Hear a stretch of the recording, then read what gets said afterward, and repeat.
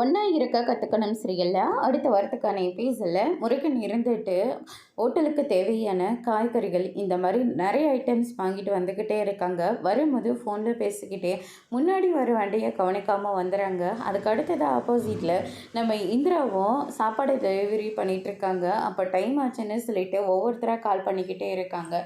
பக்கத்தில் வந்துக்கிட்டே தான் இருக்கேன் அப்படின்னு சொல்லிட்டு அவங்களும் முன்னாடி வர வண்டியை கவனிக்காமல் வண்டியை ஓட்டிகிட்டு வந்திருக்கிறதுனால 2 வண்டியும் மோதிடுது. அதனால் இந்திரா பிடிச்சி முருகனை பயங்கரமாக திட்டிகிட்டு வந்துட்டுருக்காங்க. நடு ரோட்டில் வண்டியை ஓட்டிகிட்டு வரும்போது பார்த்து ஓட்டிகிட்டு வரணும், உங்களுக்கெல்லாம் தெரியவே தெரியாதா, அறிவே இல்லையான்னு சொல்லிட்டு திட்டிகிட்டு இருக்காங்க. நீங்கள் மட்டும் என்னவா பாட்டை கேட்டுக்கிட்டு தானே வண்டி ஓட்டிகிட்டு வரீங்க, என்ன குறை சொல்லிக்கிட்டு இருக்கீங்க, நானே அர்ஜென்ட்டாக ஒரு இடத்துக்கு போயிட்டுருக்கேன், இப்படி பண்ணிட்டீங்களா, ஐயோ என் லைட்டு உடஞ்சி போச்சு, ஹேண்டில் இப்படி ஆயிடுச்சு அப்படின்ற மாதிரி சொல்லிடுறாங்க.